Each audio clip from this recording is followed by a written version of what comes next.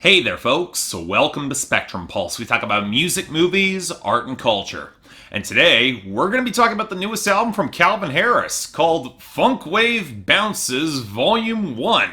You know, I think some people might have gotten the wrong impression surrounding me and Calvin Harris. It wasn't that I ever hated him as a producer, it's just that I never cared about him as a producer. I remember when he broke through around the early 2010s, and while I could identify plenty of bad producer-driven EDM from that era, Calvin Harris just never stood out that much to me, kind of fell in the pit of mediocrity. The tones and melodic progression, sure, they got stuck in your head, but the writing was formless and generic, the production was underwhelming, and his own singing voice? Yeah, nobody was going to a Calvin Harris record to hear Calvin Harris, even despite the bizarre amount of success he landed with Summer back in 2014. And yet, up until 2017, that all seemed to still be true. He had a few songs that were tolerable. I still hold that Outside with Ellie Goulding did not get the push that it properly deserved, but beyond that, he just didn't resonate. It was background noise, especially a lot of his work with Rihanna that always felt incredibly underwritten and really tired to me. And then 2017 happened, and the change in his sound was measurable. Sure, given how Calvin Harris pivoted towards deep house on songs like How Deep Is Your Love with Disciples a couple years back, he's always shown himself to be a pretty malleable producer, but a shift towards more organic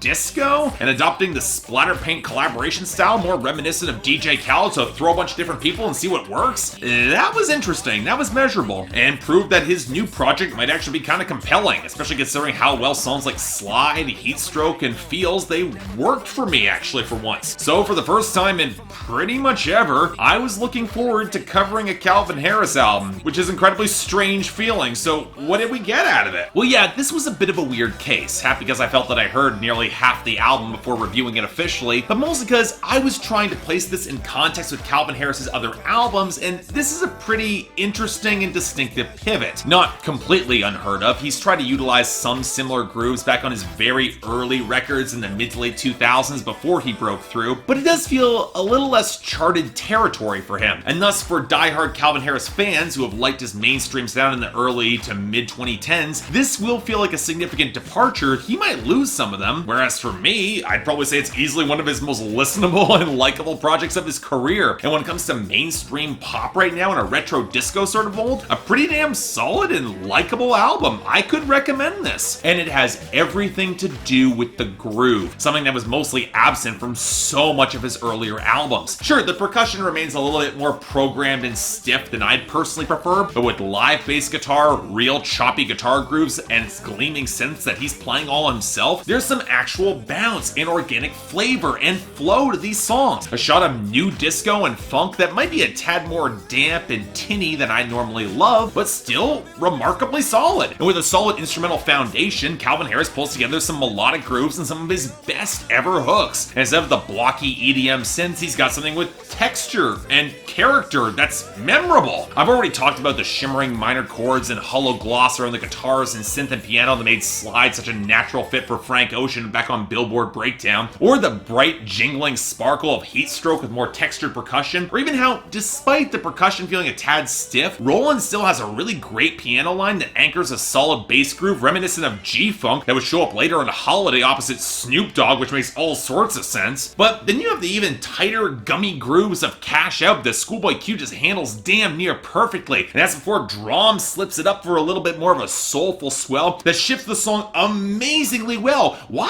is D.R.A.M not more famous? He does so great here. Of course, it doesn't always work. And while that can be a factor of some of the instrumental tones, Prayers Up feels blockier and sharper than it probably should, courtesy of A-Trak's production contributions to match well with Travis Scott's autotune, just doesn't mesh well. And as much as the melody is kind of catchy, especially off the beat switch, that guitar line on feels really processed and tinny to me, which is odd considering how much funk and natural flavor that it picked up on Skirt On Me opposite the pianos of Nicki Minaj, or the even more subdued tropical vibe it gets on Hard to Love, but that only highlights the larger issue.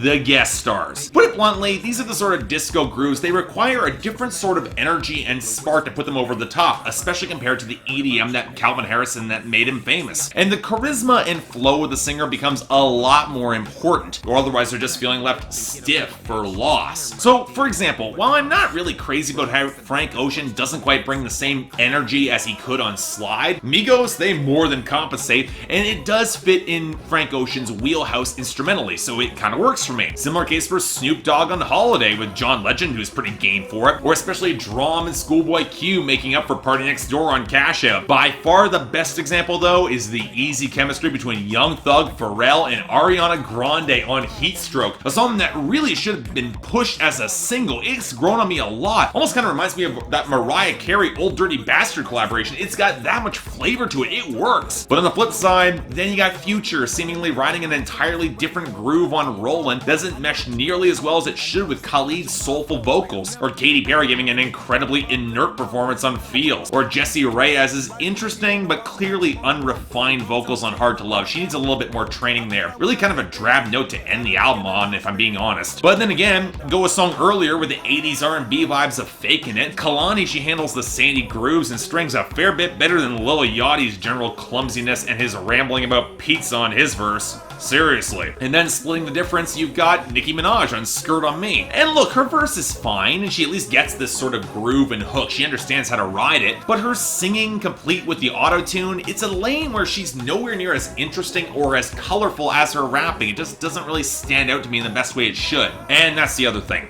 When you consider the lyrics on this album, it's pretty damn flimsy. And to some extent, I can excuse a lot of that. The groove-driven party vibes of Cash Out or the gentle hookup of Heatstroke, even if Young Thug's goofiness is right up to the line with me, I'm not expecting something generally profound here. And again, you have artists like Frank Ocean who hit that profound territory without even trying on Slide, in both subverting and then embracing that kind of party vibe. Hell, even though Future, he never really impresses me with any of his bars, his self-destructive bitterness at least kind of fits with Rollin. But I will say that when it comes to the cohesion of this record, it does lead to some awkward moments in constantly second-guessing that party. Travis Scott's bars, they might be kind of simple, but he gets the celebratory vibe on Prayers Up. And Snoop Dogg not caring works on Holiday, as does Nicki's teasing on Skirt on Me. But maybe it's because of how flat Katy Perry is on Feels. That song is kind of ebbed on me. Or how Faking It is supposed to be reflecting a real connection that neither wants to admit, but still feels kind of oddly sour about it all. Or how the album ends with the song reflecting about how the girl would rather be hard to love rather than easy to leave. And I can't help but feel that it doesn't have the same breeziness that gave the rest of this record its verve or style. It's not a bad song, but it just doesn't fit all that well with the rest of the project, and definitely could have been placed somewhere different in the track listing, which doesn't nearly have the flow that it needs to really feel like more than just a collection of pretty good singles from Calvin Harris. But all that being said,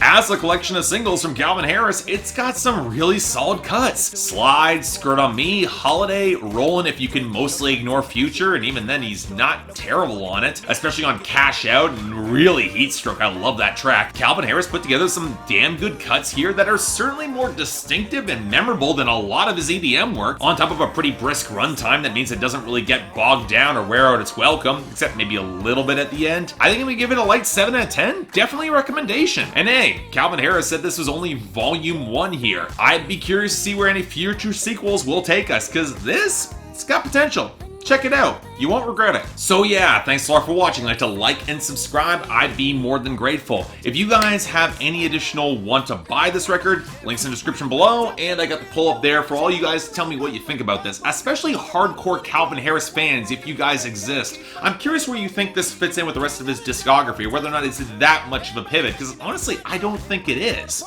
Beyond that, anything else I might be able to do to improve my presentation, I'm all ears. And if you guys want to get more involved in my scheduling process, link to my Patreon is right over there, where 3 times a week you guys get to vote on my schedule, and once a week for the higher tiers you get to add records or even movies to that schedule. More details right there, but until then, I have one special announcement for you because it's coming up on my 4th year anniversary on this channel. And as per usual, we have the anniversary tradition, where all you guys get to vote on a record that I may have covered or may have ignored from 2016.